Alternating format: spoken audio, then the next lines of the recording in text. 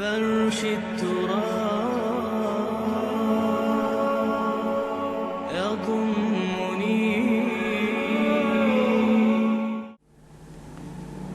عالم اسلام میں سے عالم عرب ان کے شکنجے میں جا چکا. کیوں بنا کر کھڑے ہوئے ہیں اسرائیل کو ماننے کے لیے اور سر تسلیم خم کرنے کے لیے؟ بہرحال نوٹ کر لیجئے، عالم عرب جا چکا. کوئی دن کی بات ہے، میں سنسنی پیدا نہیں کرنا چاہتا، لیکن حالات اور واقعات سے نگاہیں بند کرنا بھی کوئی دانش مندی کی بات نہیں ہے.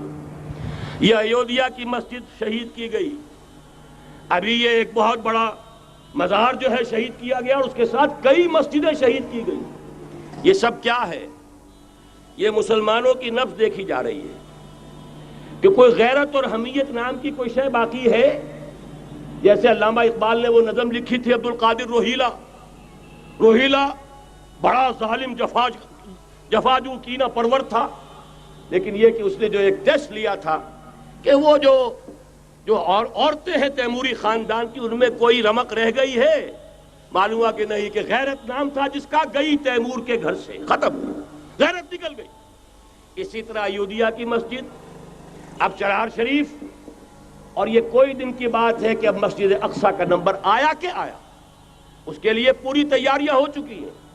یروشلم کا مشرقی حصہ خالی کرایا جا چکا ہے، اس کے اندر اب پورا تسلط یہودی کر رہے ہیں. یہاں تک کہ اب کے یاسر عرفات صاحب نے بھی کچھ نہ کچھ جو ہے احتجاج کی بات کی ہے، حالانکہ اب تک ہر بات مان کر منقار زیرے پر تھا. لیکن یہ کہ ایک وقت آتا ہے آخر کار اسے بھی کچھ بولنا پڑ گیا ہے. لیکن یہودی اب پیچھے قدم ہٹانے والا نہیں ہے. ان کا تھرڈ ٹیمپل، تیسری مرتبہ ہیکل سلیمانی تعمیر ہونا ہے. نوٹ کر لیجئے، ان کے لیے وہ وہی کچھ ہے جو ہمارے لیے کعبہ ہے. ان کے لیے ہیکل سلیمانی بالکل وہی حیثیت رکھتا ہے جو ہمارے لیے کعبہ. وہ ہیکل سلیمانی ایک مرتبہ پہلے نبوکدنضر کے ہاتھوں مسمار ہوا، پھر سن 70 عیسوی میں ٹائٹس کے ہاتھوں مسمار ہوا. سن 70 کے بعد آج 1995 میں کتنے برس ہو گئے؟ پورے 1925 برس ہو گئے کہ ان کا کعبہ زمین بوس پڑا ہوا ہے. اب تک تو ان کا بس نہیں تھا، اب تو بس ہے کہ نہیں؟ اب ان کی حکومت ہے کہ نہیں؟ اب شاہ حسن ہو چاہے شاہ حسین، ان کے نوکر اور چاکر ہیں یا نہیں؟ اب انہیں ڈر کس کا ہے؟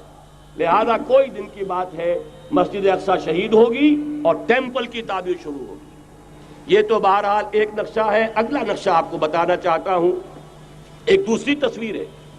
یہ تصویر ہے زمینی، ایک تصویر ہے آسمانی. وَمَكَرُوا وَمَكَرَ اللَّهُ وَاللَّهُ خَيْرُ الْمَاكِرِينَ.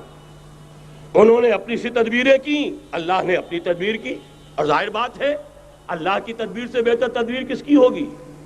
چنانچہ یہودیوں کی سازشیں اس وقت بھی ناکام ہوئی تھی یا نہیں؟ ظاہر بات ہے جاء الحق وزهق الباطل ان الباطل کان زهوقا. لہذا یہ آیتیں دونوں اعلان کر رہی ہیں کہ یہودیوں کی سازشیں بالآخر ناکام ہوں گی اور دین حق کا بول بالا ہو کر رہے گا. یہ تو ان آیتوں سے ظاہر ہے. یریدون لیطفئوا نور اللہ بافواہہم واللہ متم نورہ ولو کرہ الکافرون. یریدون ان یطفئوا نور اللہ بافواہہم ویابى اللہ الا یتم نورہ ولو کرہ الکافرون. هو الذی ارسل رسولہ بالہدی ودین الحق لیظہرہ علی الدین کلہ ولو کرہ المشرکون.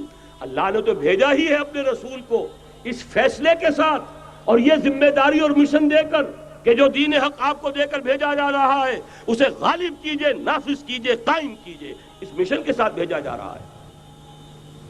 قرآن کہتا ہے ببانگ دہل وَمَا أَرْسَلْنَاكَ إِلَّا كَافَّةً لِلنَّاسِ بَشِيرًا وَنَذِيرًا. اے محمد صلی اللہ علیہ وسلم، ہم نے نہیں بھیجا ہے آپ کو مگر پوری نوع انسانی کے لیے بشیر اور نذیر بنا کر.